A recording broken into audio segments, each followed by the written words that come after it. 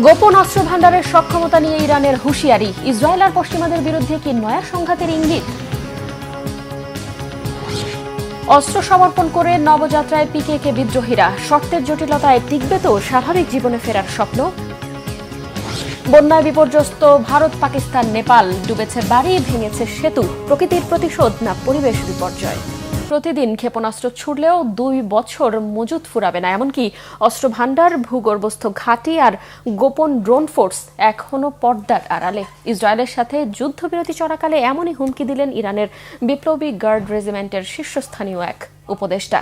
আর খামেনির সামরিক উপদেষ্টা major general Yahya রহিম Safavi হুঁশিয়ারি করে বলেছেন, মূল সেনাবাহিনীকে এখনো যুদ্ধেই নামায়নি ইরান।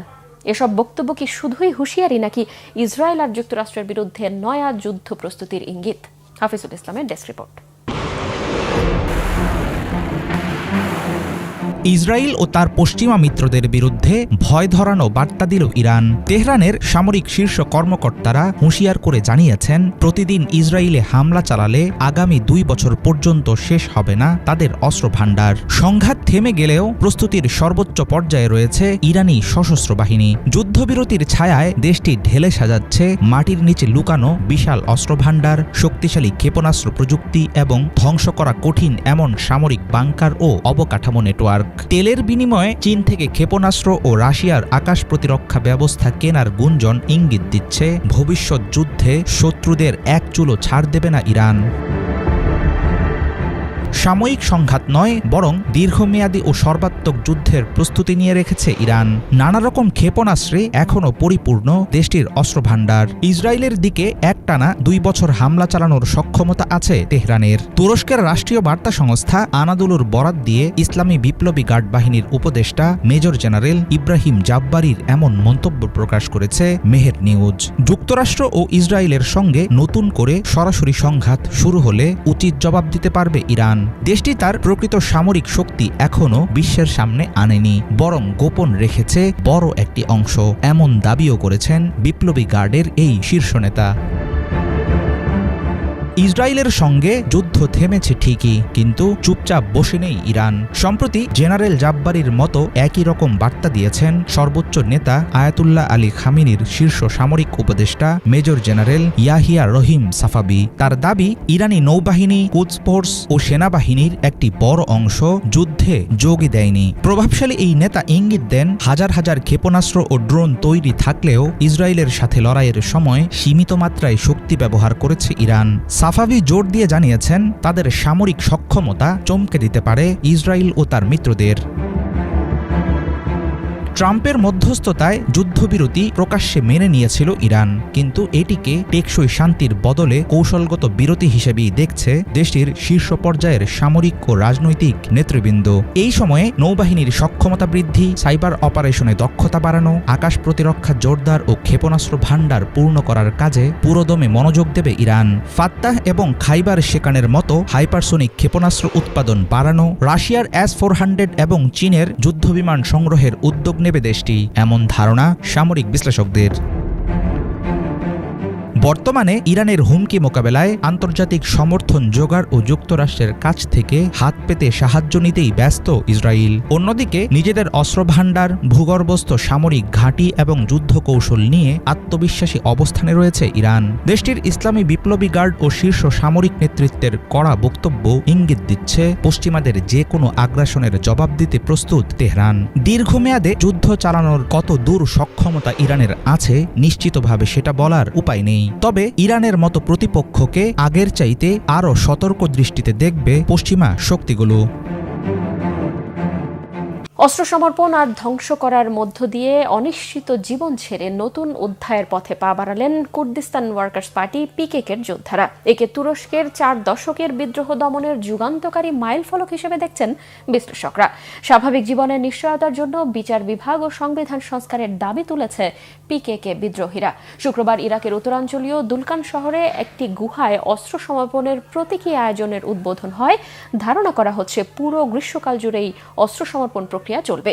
ইরাক আর তুরস্কের নিরাপত্তা বাহিনীর প্রতিনিধিদের উপস্থিতিতে 50 জনেরও বেশি পিকেকে যোদ্ধা জমা দেয়া অস্ত্র পুড়িয়ে ফেলা হয়েছে।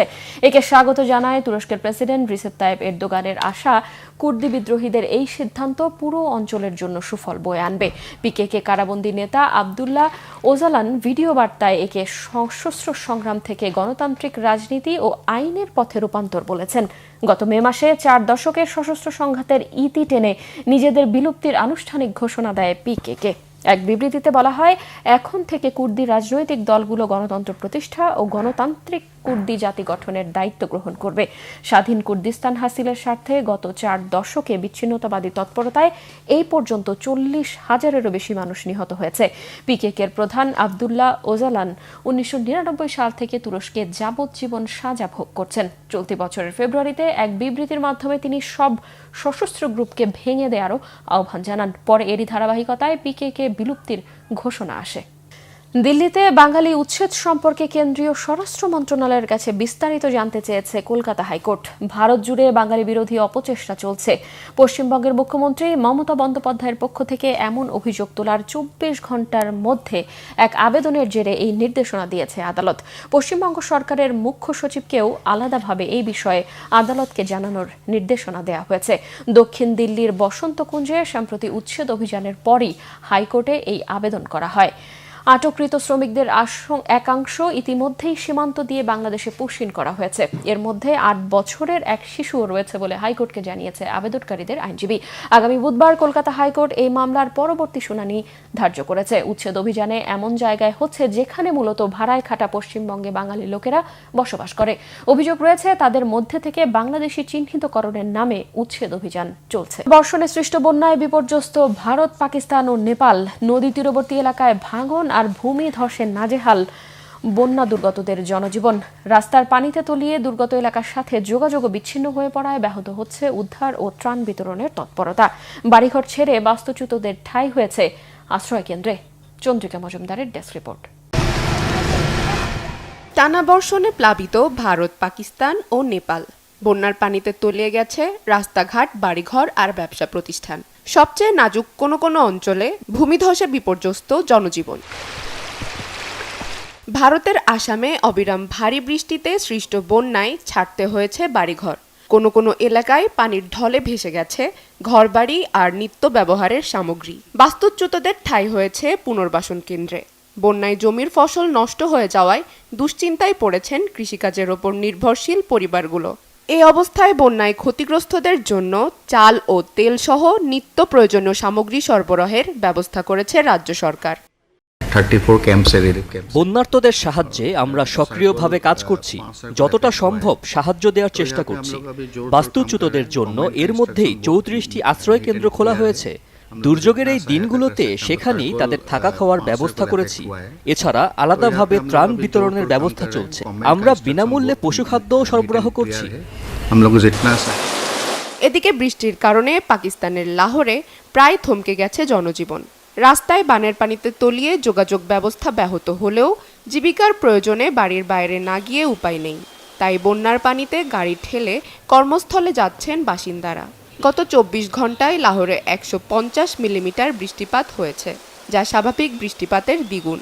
বন্যার ফলে শহরটির বাণিজ্যিক কেন্দ্র গুলবার্গ আর লিবার্টি মার্কেট সহ বেশ কয়েকটি গুরুত্বপূর্ণ স্থানের কার্যক্রম বন্ধ হয়ে গেছে। পরিস্থিতির উন্নতির জন্য কাজ করছে স্থানীয় পানি ও স্যানিটাইজেশন এজেন্সি ওয়াসা। চরম দুর্ভোগে দিন কাটাচ্ছি আমরা। রাস্তায় পানি জমায় কাজে যেতে সমস্যা হচ্ছে। মার্কেট বন্ধ হয়ে যাওয়ায় দরকারি পণ্য কিনতে পারছি না। এই এলাকায় বৃষ্টি হলেই কয়েকদিন ধরে বন্যায় ডুবে থাকতো। দ্রুত পানি নিষ্কাশনের ব্যবস্থা করে ওয়াসার স্বেচ্ছাসেবী দল আমাদের কিছুটা সাহায্য করছে।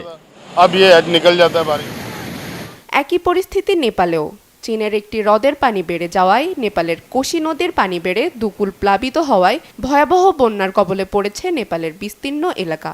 বন্যার তোড়ে ভেঙে গেছে রাসুয়ার চীন ও নেপাল মৈত্রী সেতু। টানা 1 সপ্তাহের বন্যায় রাস্তাঘাট বন্ধ হয়ে যাওয়ায় বিকল্প পথে চলাচল করছেন স্থানীয় বাসিন্দারা। বন্যার পানি কমতে থাকায় ধীরে ধীরে নিজ এলাকায় ফিরছেন বাস্তুচ্যুতরা। চন্দ্রিকা মজুমদার।